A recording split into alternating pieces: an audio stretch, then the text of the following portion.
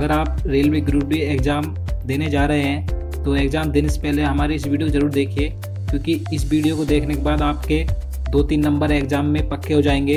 तो वीडियो शुरू करने से पहले अगर आपने अभी तक चैनल सब्सक्राइब नहीं किया तो चैनल सब्सक्राइब कर दीजिए, साथ साथ बेल आइकन को भी दबा दीजिए ताकि आप हमारी वीडियो आगे भी निरंतर देख सकें। तो चलिए आज का वीडियो शुरू करते हैं। तो पहला क्वेश्चन है, जीव विज्ञान का जनक किसे कहा जाता है। तो दोस्तों यहाँ आपको बताना है कि जीव विज्ञान का जनक किसे कहा जाता है। तो आप सभी को पता होगा कि जीव विज्ञान के जनक अरस्तु हैं, तो इसका सही आंसर ऑप्शन नंबर बी हो जाएगा, अरस्तु। नेक्स्ट क्वेश्चन देखते हैं, चिकित्सा शास्त्र के जनक कौन है। अब आपको बताना है कि चिकित्सा शास्त्र के जनक कौन माने जाते हैं। तो चिकित्सा शास्त्र का जनक हिप्पोक्रेटस को कहा जाता है, तो इसका सही आंसर ऑप्शन नंबर ए हो जाएगा, हिप्पोक्रेटस। नेक्स्ट क्वेश्चन देखते हैं, वनस्पति विज्ञान के जनक कौन माने जाते हैं। तो दोस्तों अब आपको बताना है कि वनस्पति विज्ञान के जनक कौन है। तो वनस्पति विज्ञान के जनक थियोफ्रेस्टस माने जाते हैं, तो इसका सही आंसर ऑप्शन नंबर डी हो जाएगा, थियोफ्रेस्टस। नेक्स्ट क्वेश्चन देखते हैं, रसायन विज्ञान के जनक कौन है। दोस्तों रसायन विज्ञान के जनक लेवोजियर हैं, तो इसका सही आंसर ऑप्शन नंबर सी हो जाएगा, लेवोजियर। नेक्स्ट क्वेश्चन देखते हैं, गैसों के विसरण के नियम का प्रतिपादन किसने किया था। तो दोस्तों अब आपको क्वेश्चन में बताना है कि गैसों के जो विसरण का नियम है, ये नियम किसने प्रतिपादित किया था। तो इसका सही आंसर ऑप्शन नंबर ए हो जाएगा, ग्राहम बेल ने।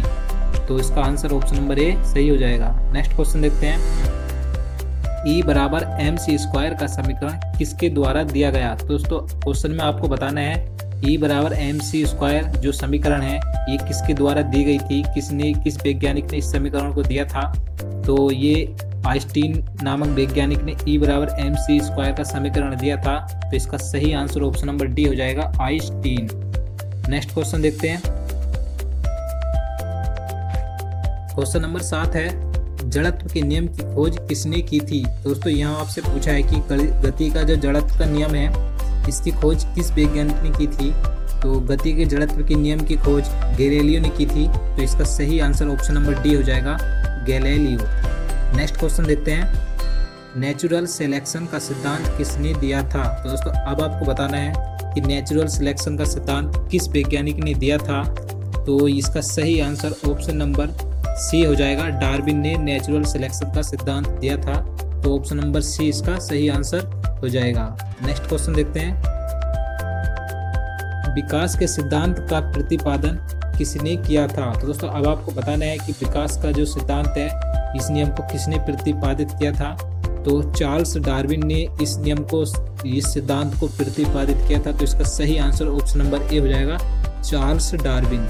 नेक्स्ट क्वेश्चन देखते हैं, अनुवांशिकी शब्द का उच्चारण सर्वप्रथम किसने किया था। तो दोस्तों यहाँ आपको बताना है ये जो अनुवांशिकी शब्द है कि सबसे पहले इस शब्द का उच्चारण किस वैज्ञानिक ने किया था। तो सबसे पहले वाटसन ने इस शब्द का उच्चारण किया था, तो इसका सही आंसर ऑप्शन नंबर डी हो जाएगा, वाटसन। नेक्स्ट क्वेश्चन देखते हैं, सबसे पहले जीन शब्द का प्रयोग किसने किया था। दोस्तों अब आपको बताना है कि सबसे पहले जीन शब्द का प्रयोग किस वैज्ञानिक ने किया था।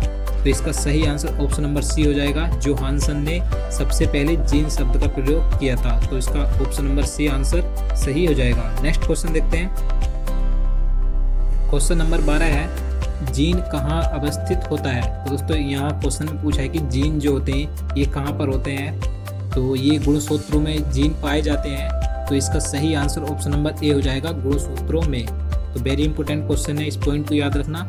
नेक्स्ट क्वेश्चन देखते हैं, खून का लाल रंग किसके कारण होता है। तो दोस्तों यहाँ क्वेश्चन ने पूछा है जो हमारा रक्त होता है उसका जो लाल रंग होता है किसके कारण उसका लाल रंग होता है। तो हीमोग्लोबिन के कारण हमारे खून का रंग लाल होता है, तो इसका सही आंसर ऑप्शन नंबर डी हो जाएगा, हीमोग्लोबिन। नेक्स्ट क्वेश्चन देखते हैं, हीमोग्लोबिन किसका यौगिक है। यहाँ क्वेश्चन में पूछा है कि हीमोग्लोबिन किसका यौगिक है। तो ये प्रोटीन का यौगिक है, तो इसका सही आंसर ऑप्शन नंबर बी हो जाएगा, प्रोटीन। नेक्स्ट क्वेश्चन देखते हैं, प्लेटलेट्स की मृत्यु कहाँ होती है। तो दोस्तों यहाँ क्वेश्चन ने पूछा है कि जो प्लेट होती हैं, जो आप सभी को पता होगा कि इनकी मृत्यु शरीर के किस अंग में होती है। तो प्लीहा में प्लेटलेट्स की मृत्यु होती है, तो इसका सही आंसर ऑप्शन नंबर बी हो जाएगा, प्लीहा। नेक्स्ट क्वेश्चन देखते हैं, रक्त का कितने प्रतिशत भाग प्लाज्मा होता है? तो अब आपको बताना है कि रक्त में कितने प्रतिशत भाग प्लाज्मा पाया जाता है। तो इसके ऑप्शन देख लेते हैं। ए है 35%, ये गलत है। बी है 45%, ये भी गलत है। आगे देख लेते हैं ऑप्शन और सी है 60%। तो ये बिल्कुल सही है, रक्त में 60% प्लाज्मा पाया जाता है। तो नेक्स्ट क्वेश्चन देखते हैं। ब्लड बैंक कौन कहलाता है? तो अब आपको क्वेश्चन में बताना है कि ब्लड बैंक किसे कहा जाता है, किस अंग को ब्लड बैंक कहा जाता है। तो प्लीहा को ब्लड बैंक कहा जाता है। तो इसका सही आंसर ऑप्शन नंबर ए हो जाएगा, प्लीहा। नेक्स्ट क्वेश्चन देखते हैं। आरबीसी का कब्रिस्तान कौन कहलाता है? दोस्तों यहाँ क्वेश्चन में पूछा है जो हमारी आरबीसी होती हैं, लाल रक्त कणिकाएं होती हैं, तो उसका कब्रिस्तान यानी कि जो उनकी मृत्यु होती है, कहाँ पर इनकी मृत्यु होती है, किसे इनका कब्रिस्तान कहा जाता है। तो इसका सही आंसर ऑप्शन नंबर डी हो जाएगा, प्लीहा को ही आरबीसी का कब्रिस्तान कहा जाता है। तो इसका ऑप्शन नंबर डी सही हो जाएगा। नेक्स्ट क्वेश्चन देखते हैं। ब्लड बैंक में रक्त कितने डिग्री फ़ारेनहाइट पर सुरक्षित रहता है? तो यहाँ आपको बताना है कि ब्लड बैंक में जो रक्त इकट्ठा किया जाता है कितने डिग्री फ़ारेनहाइट पर इसे सुरक्षित रखा जा सकता है। तो 40 डिग्री फ़ारेनहाइट पर इसे सुरक्षित रखा जा सकता है। तो इसका सही आंसर ऑप्शन नंबर बी हो जाएगा, 40 डिग्री फ़ारेनहाइट। नेक्स्ट क्वेश्चन देखते हैं।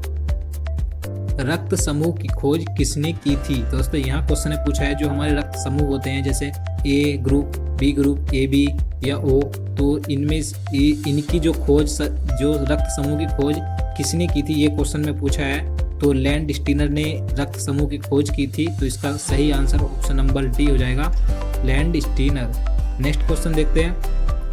रक्तचाप को कौन नियंत्रित करता है? तो दोस्तों वेरी इंपॉर्टेंट क्वेश्चन है। क्वेश्चन में पूछा है कि जो हमारा रक्तचाप होता है उसे कौन नियंत्रित करता है।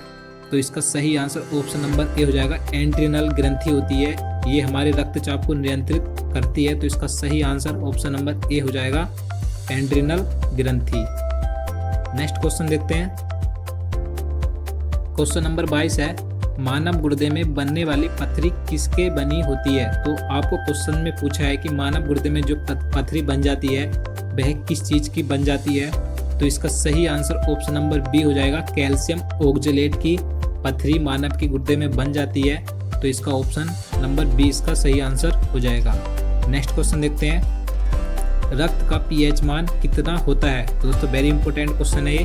तो आपको रक्त का पीएच मान के बारे में पूछा है। तो रक्त का पीएच मान 7.4 होता है। तो इसका सही आंसर ऑप्शन नंबर सी सही हो जाएगा। नेक्स्ट क्वेश्चन देखते हैं।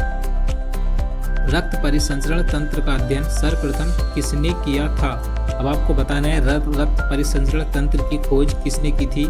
तो विलियम हार्वे ने रक्त परिसंचरण तंत्र की खोज की थी। तो इसका सही आंसर ऑप्शन नंबर ए हो जाएगा, विलियम हार्वे। नेक्स्ट क्वेश्चन देखते हैं। क्वेश्चन नंबर 25 है। पित्त क्या होता है? तो दोस्तों यहाँ क्वेश्चन में पूछा है कि पित्त क्या होता है। तो मैं आपको बता दूं, ये पीले रंग का एक क्षारीय द्रव होता है। तो इसका आंसर ऑप्शन नंबर सी सही हो जाएगा, पीले रंग का क्षारीय द्रव। और मैं आपको बता दूं, जो पित्त स्त्रावित होता है ये यकृत से स्त्रावित होता है, और जो जमा होता है पित्ताशय में ये पित्त जमा होता है। तो ये पॉइंट याद रखना, वेरी इंपॉर्टेंट है। नेक्स्ट क्वेश्चन देखते हैं। यकृत में भविष्य के लिए कौन सा विटामिन सुरक्षित रहता है? दोस्तों वेरी इंपॉर्टेंट क्वेश्चन है ये। अभी जो पीछे ALP एग्जाम हुआ है उसमें भी ये क्वेश्चन पूछा गया था कि यकृत में कौन सा विटामिन सुरक्षित रहता है। तो यहाँ भी क्वेश्चन में पूछा है कि यकृत में भविष्य के लिए कौन सा विटामिन सुरक्षित रहता है। तो विटामिन ए यकृत में संचित रहता है। तो इसका सही आंसर ऑप्शन नंबर ए हो जाएगा।